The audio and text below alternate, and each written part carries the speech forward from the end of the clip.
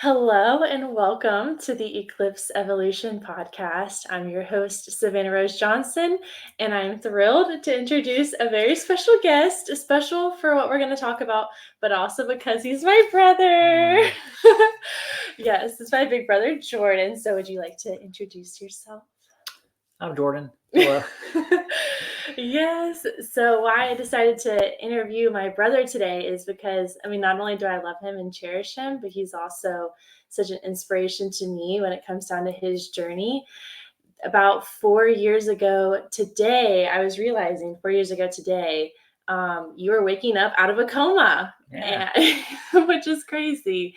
And so, that experience, which we can get more into if you want, that in itself was a pretty wild time. But I would say what is a true testament to, I feel like, your character and who you are is what you've done after the fact. And that's becoming just this incredible athlete. I feel like that is just a huge testament to your perseverance and resilience, but also how you've allowed something that was like earth shattering, life changing, essentially, to motivate you instead of slow you down.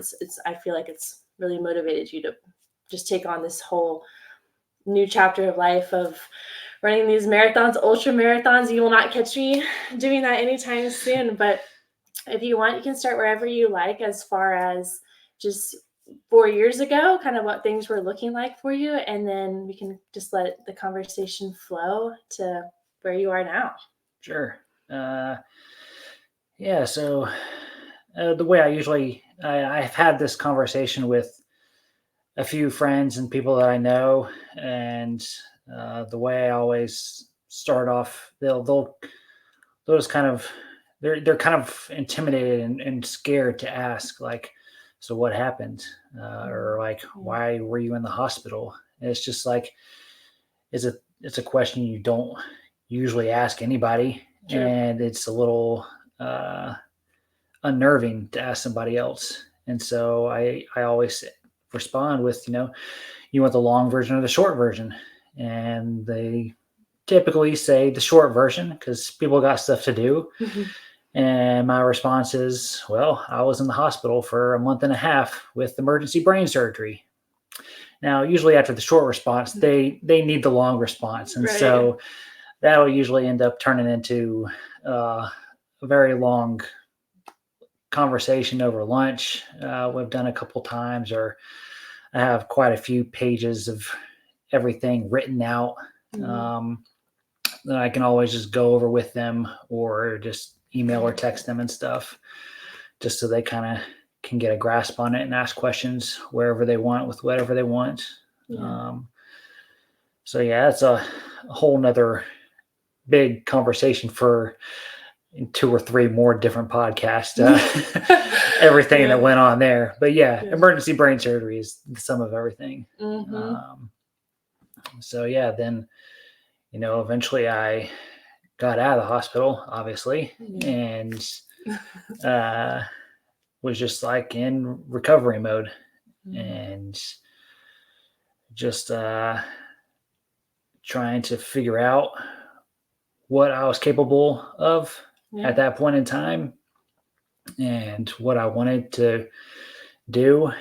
And I was just kind of at a loss of like where I was at and what I could do. And I was just trying to get outside. I just wanted to be outside because I was stuck inside the hospital for a month and a half.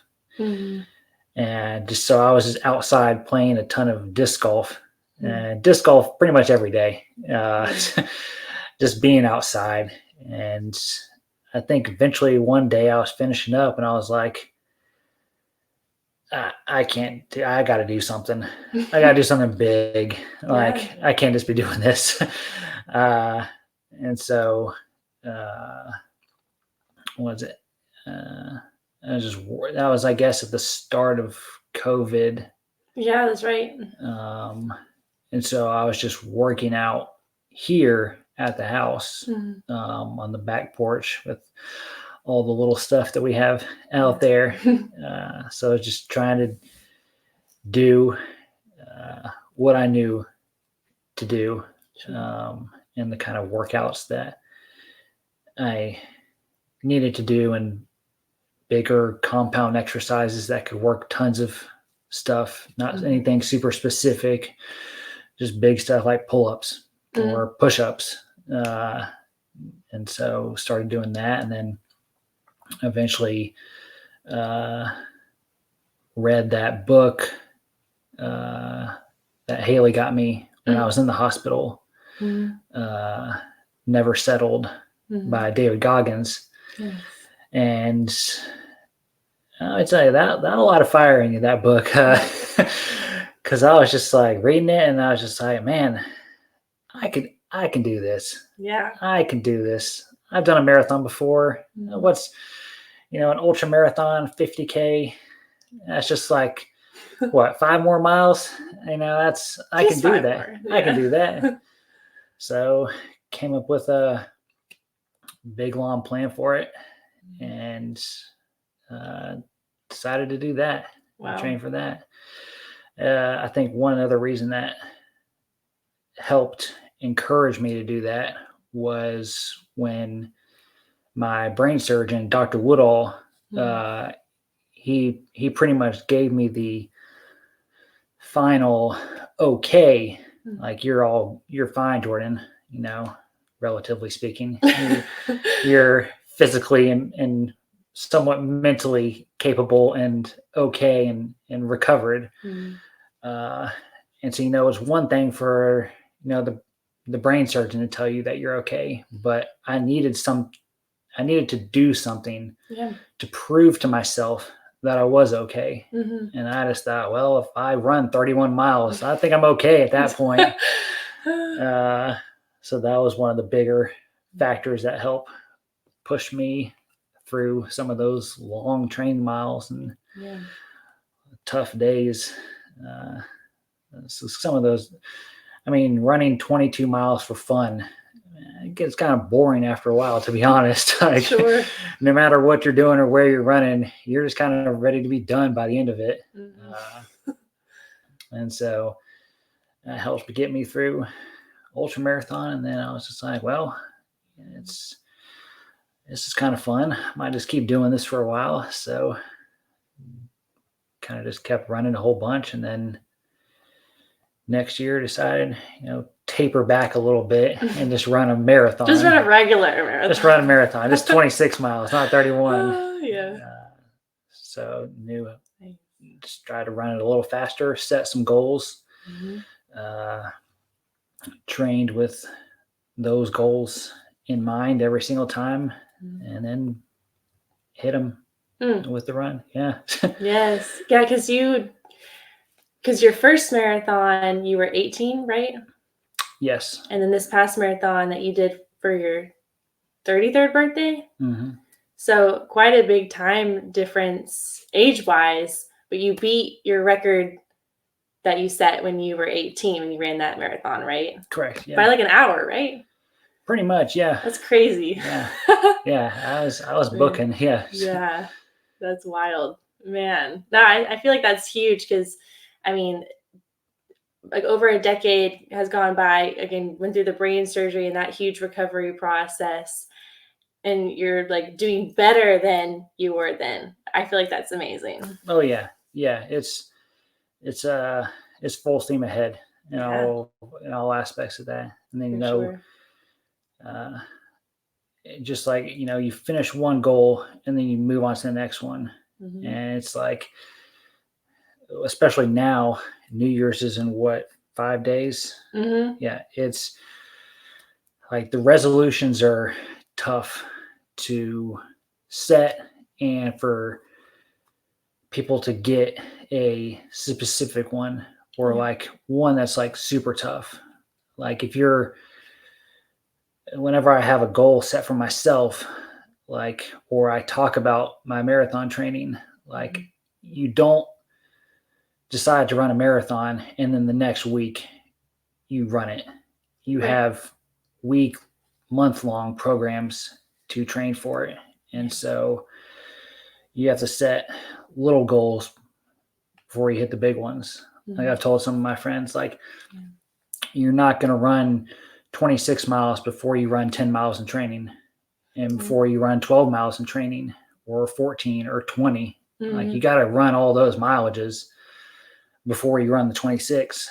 True. So that's like the ultra I ran. Like, it was on my calendar, but I didn't sign up for that race until I had run my 20-mile training run. Like, I had done like 6 or 8 weeks of training before I even, signed up for it online. Makes sense. It's just like you got to go through a lot before you can actually do it. So what's the expression, like the fun is in the journey, not the event. And training's fun. It takes a long time. Must be. But fun is a relative term. But yeah, it's a lot. Yeah. Yeah, I know. Like, when you talk about running, you're like, oh yeah, I was in this much pain, or I had to reward myself with a jelly bean at every mailbox or whatever. I'm like, you're really selling it right now. Yeah. But I mean, that's perseverance. And I wanted to go back to something you said a second ago, where you said you came up with a plan, and then that's how you knew to set that goal with the marathon. Like, what do you mean by like come up with the plan? Like, what does that look like? I'll come up with like a plan I'll set, usually about 8 or 9 weeks. For the ultra, it was a little bit longer, just because I needed a few more. I actually overtrained. I didn't overtrain for it, but I thoroughly trained for it. I could have done a few less longer runs and been okay. But because I had those in my belt, I was just really finely tuned. That's how I did so well in the ultra. It's just, I was almost at the overtraining point, but I was just like extremely well prepared. Thanks. So it's like I'll kind of look online, different, I'll just Google it, marathon training plans, and see like, okay, I like this part of this plan. Oh, I never heard of that. Like, I want to incorporate that. That looks like it would really benefit me. And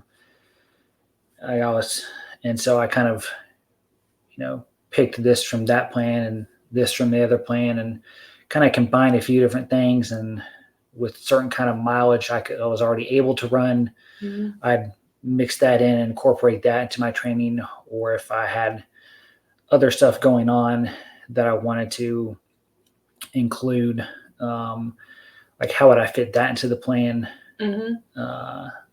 And so I kind of just would mix and match, and it takes a couple of weeks to really formulate and fine tune a plan to exactly how I like it. And usually after the first week, I'm just like, okay, well, that's not going to work, or okay, I can really amp this up, and I'll scratch it and just redo the whole thing again. So writing it down physically on a piece of paper really puts it into perspective and kind of see the full picture kind of thing. I was talking to a friend a couple of weeks ago, and she was talking about her New Year's resolution is to run a 5K. She wants to run it fast, and it's the Disney one down in, I think she said it was in June.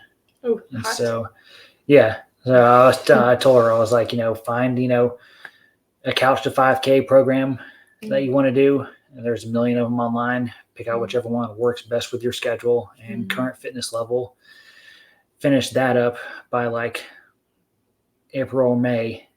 And then you can start working on dialing in on your time.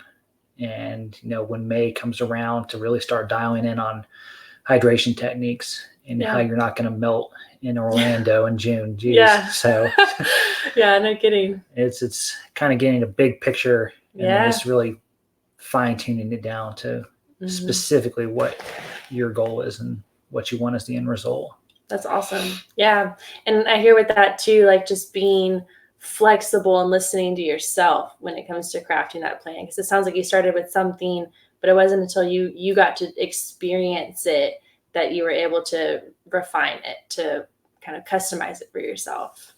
Yeah. It's like, at the start of this current marathon, or the most recent marathon training, the first day I was I was usually going to the gym at like 11:30, get out by like 1, and then I was gonna go run after.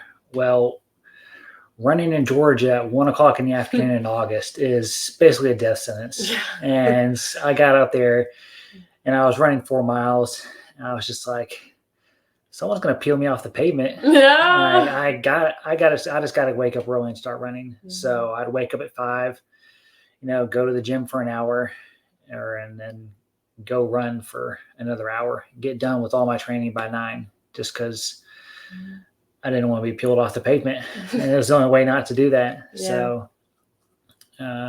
So that's like one of those things, just like, day 1 of training, try my plan. Nope. Redo it and just completely refigure it, and then go from there from that point.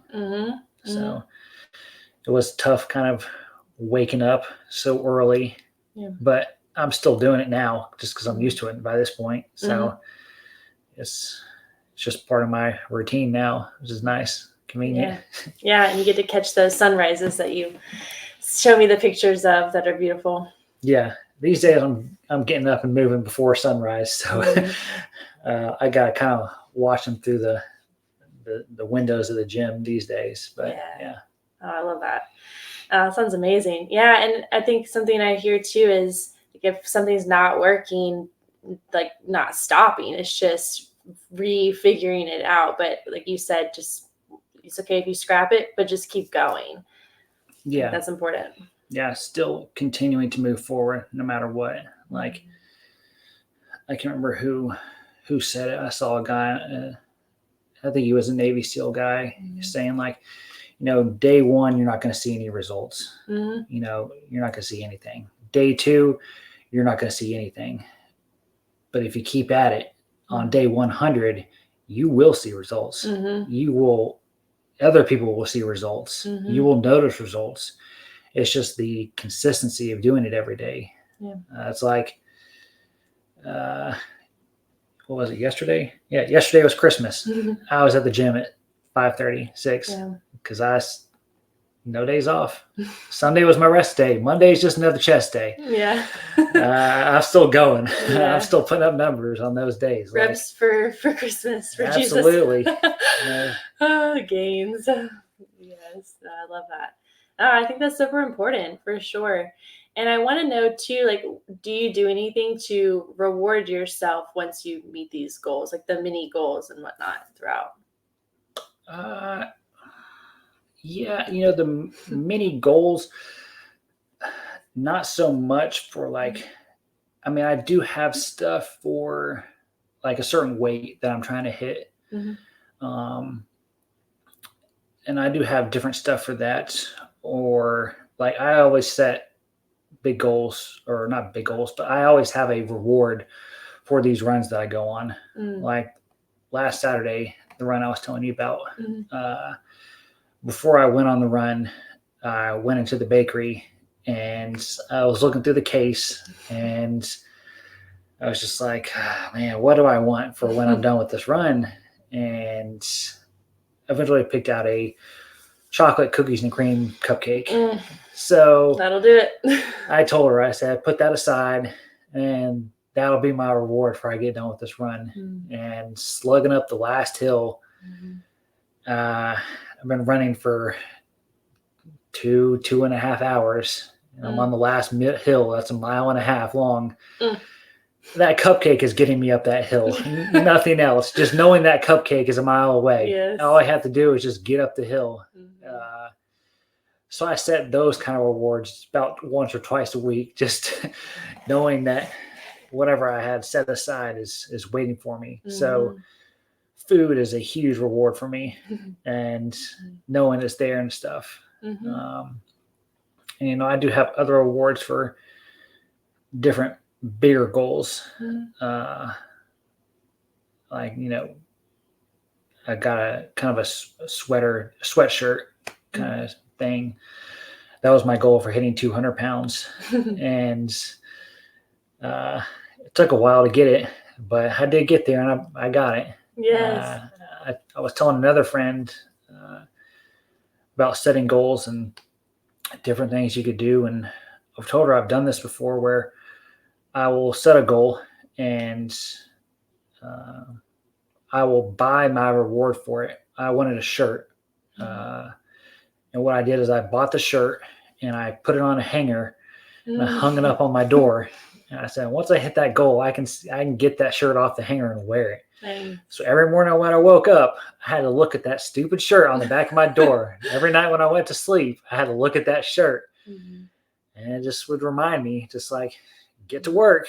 Like, it's sitting there. It's going to sit there until you get it done. So get moving. Like, so it would help me get up and get to work. So yeah, I love that. And I think having like that visual is important too. Like, it sounds like the cupcake is visual, the shirt is visual, because I think sometimes when we have rewards as like a maybe, it's easier for them to float away. But if when you have that thing that's waiting for you, it's like you just got to show up to it. Yeah, that's one thing I'm very big on is it's one thing to set goals and have objectives, but physically writing them down with a pen and paper and sticking it to the fridge or to the wall or to your bathroom mirror, just so you see it and you can't ignore it.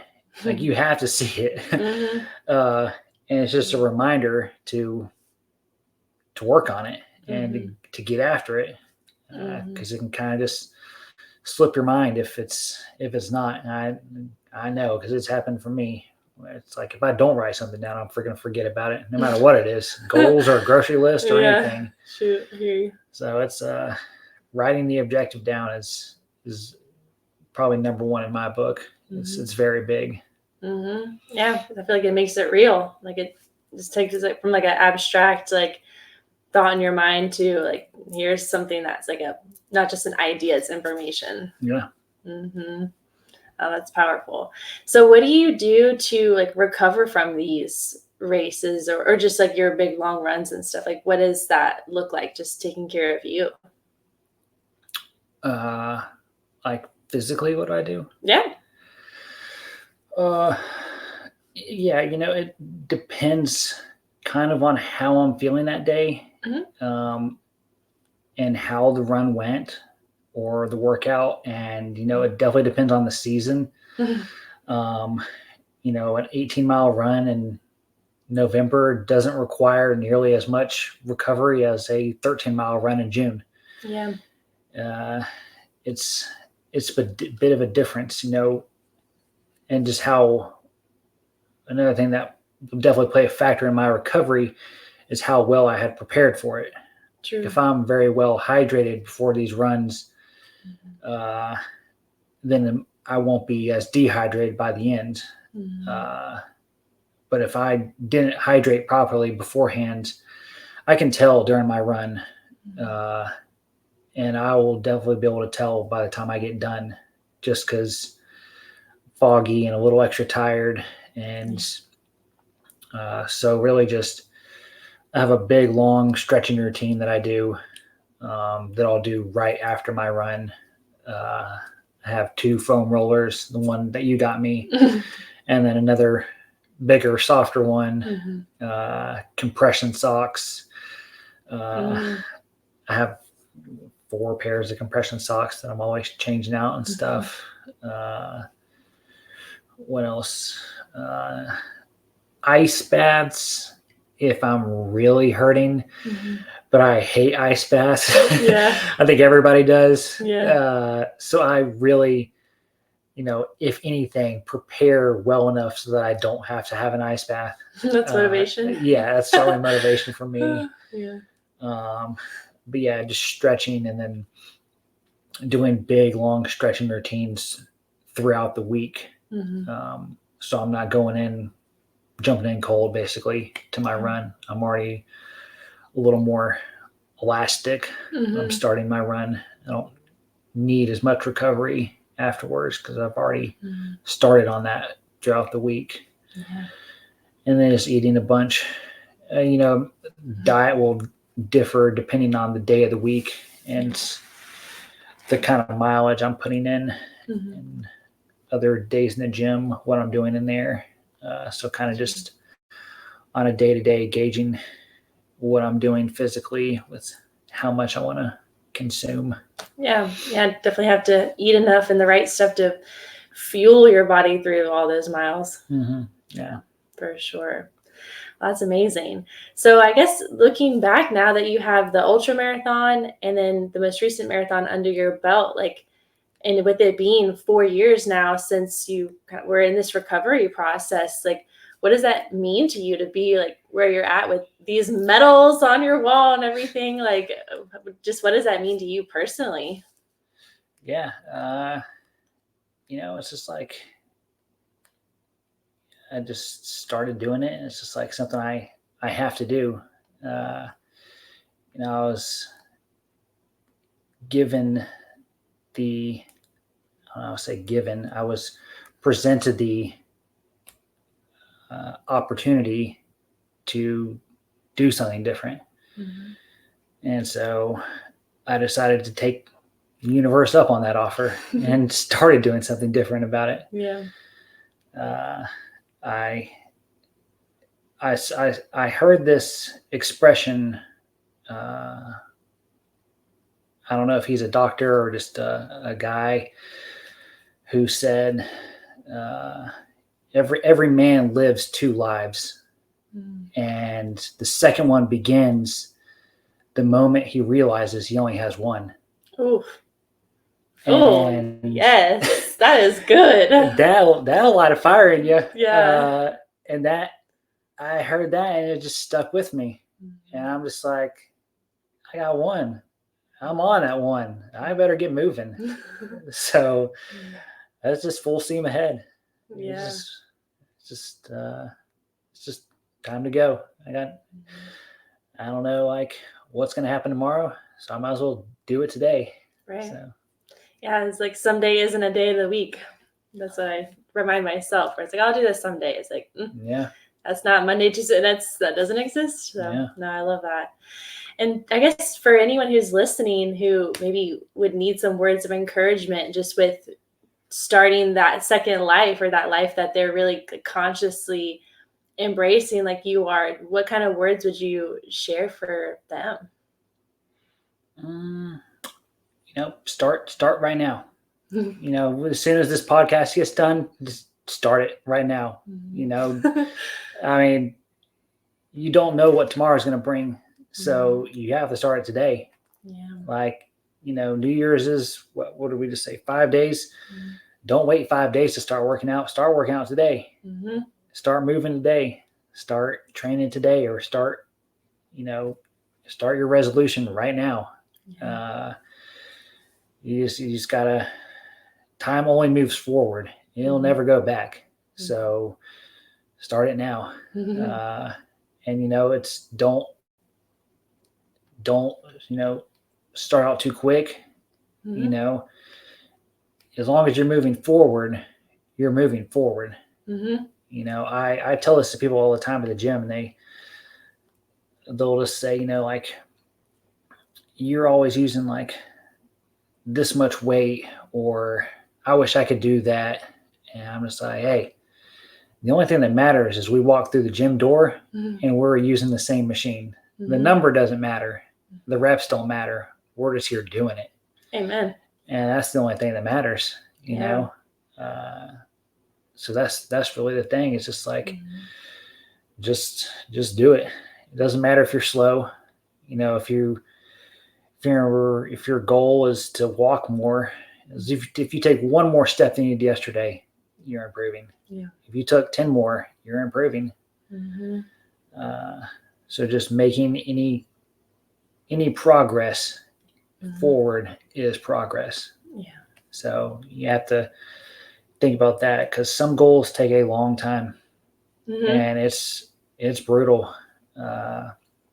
Long enough to be demoralized by it and not want to do it anymore, or to get bored with it. I had a friend who, she was talking about trying to lose weight, and it was a fair bit, 60 pounds. And I was like, you're not going to lose 60 pounds before you lose 10 pounds.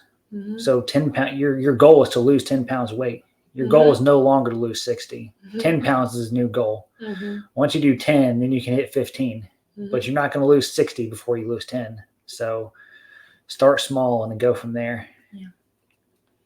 Absolutely. Yeah. So one of my friends was saying she just tries to be 1% better each day. Because, I mean, like you said, after 100 days, that's 100% better. After a year, it's 300 something. So, yeah, I think that makes a lot of sense. Like where I see people get burned out is like they want to fit the whole sub in their mouth. It's like, no, you got to do one bite at a time. So same as with the goals. So that's important.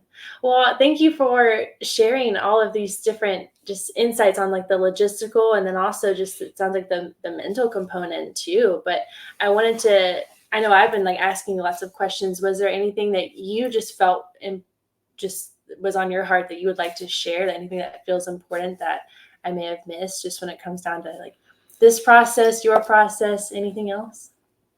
Not really. It's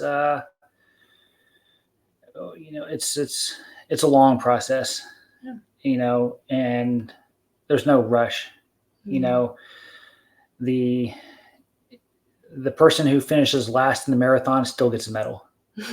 Yeah. So you just keep slugging at whatever you need to do. If you don't have to run a marathon.